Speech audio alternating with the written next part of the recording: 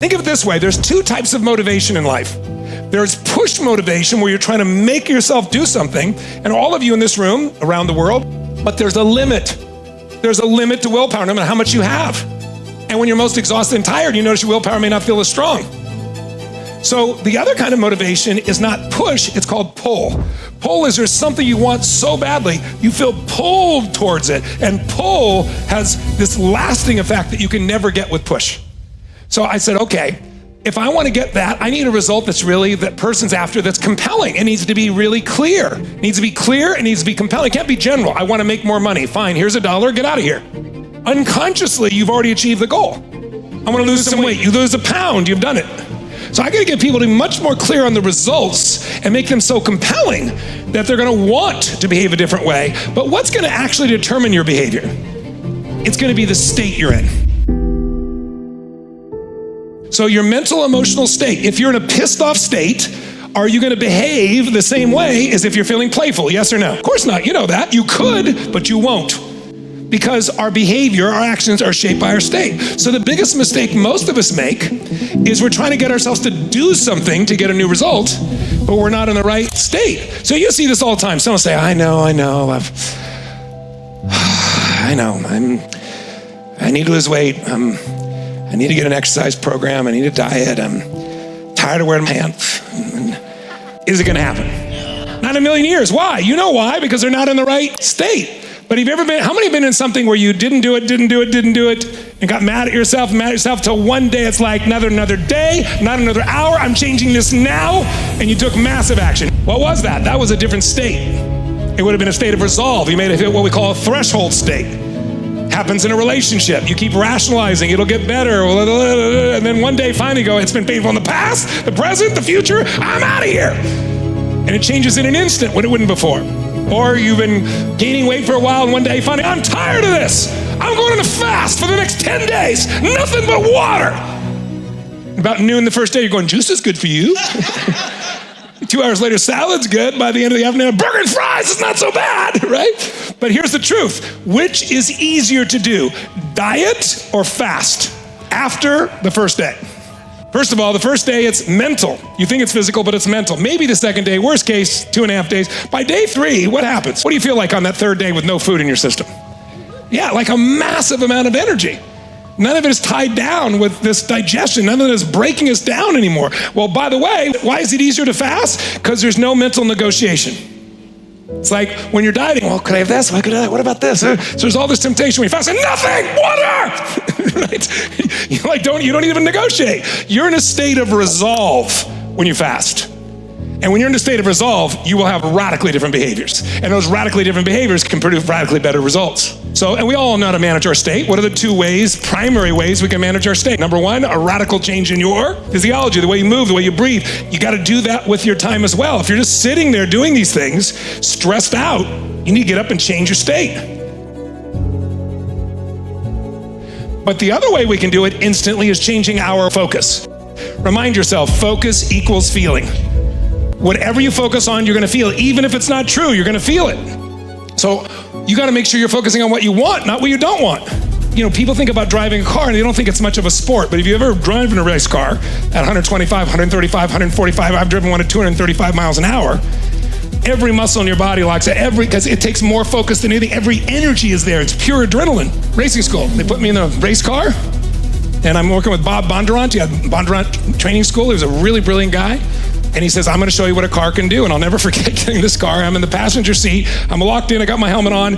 And he made that car do things I knew for sure we're going to crash. We were at Laguna Seca. If you're not familiar with that in San Francisco area, it has what's called a corkscrew, where you're going straight at a wall. And he was going 125 miles an hour straight at the wall and then whipped around it. I mean, you know you're going to die. And you're going so fast and you're just barely feels like missing what's going on, just the edges of what you're going to hit. And we did the whole thing and he stopped, braked. My heart's beating out of my chest. And he looks at me and goes, and you'll be doing that in 4 days. I'm going to put you in a spin car.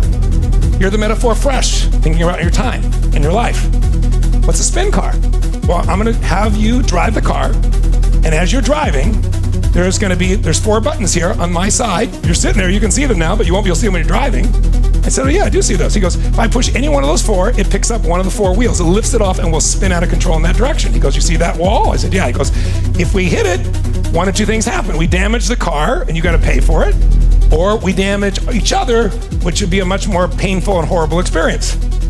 He goes, so you need to succeed. And yet I'm still going to push you. And I don't have a brake here and I don't have a wheel. You're in charge. He goes, so you're going to focus, but what's going to happen, I'll watch and I'll know the moment you lose concentration. And when you do that, I'm going to hit the button and we're going to spin out of control. And your job is come out of the spin. And what a great metaphor for life. So I said, what's the secret? He goes, it's so simple. Focus on where you want to go, not on what you fear. That's a simple principle. Once again, I have cognitive mastery at this point. You guys remember this? I understand, and therefore I think I know. How do I know? Because we get in the car, and for me it's a competition. I don't know about you guys, but like, he's not gonna take me. I'm doing this thing, man.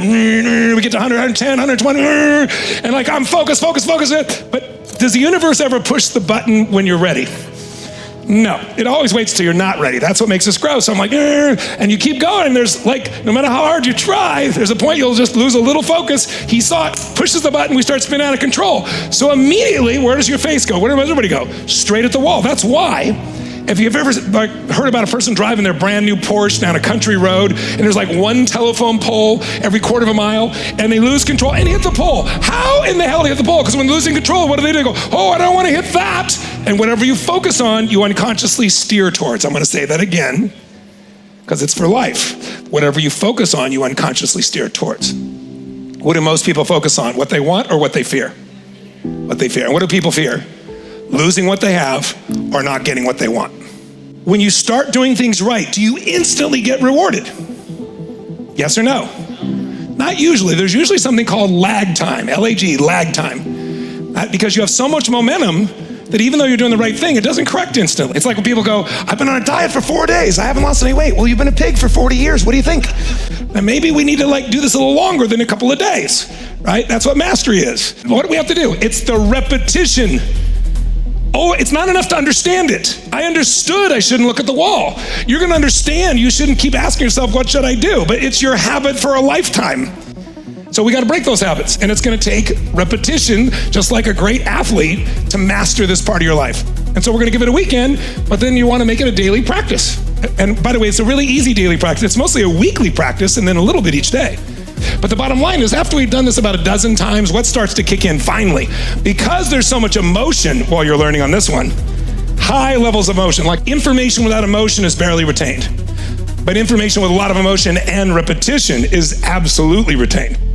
And so sure enough, we did it a dozen or so times, and now he pushes the button, and what do? I instantly focus on where I want to go, and I don't look back. Now you still feel it, but keep focusing, and sure enough, it catches. And after a while, you're so rewarded for the new behavior, you not only don't have the pain, you have the pleasure. That now it's just you want to go there. There's no hesitancy, and you develop a new habit. And so now I can do in the spin car and go, and then all of a sudden I could go faster, and I could do more. Because everyone, even if you're the best driver in the world, you're gonna go into spin. You know why? Somebody's car is gonna break up in front of you. There's gonna be an oil spot you can't see. There's gonna be some debris. That's life. So our goal is not that we don't go into spin. It's not that you one day don't do this well or you drop it out. It's like you get right back on the horse and you do it again and you master it and you master it and you master it until after a while, you'll be that great. But notice the greatest in the world keep practicing what they're already great at. They're practicing 100 million times more than they're actually taking the shot. But that's how they're the best in the world. We want to be the best in the world at managing our lives. Who's with me on this? Say I.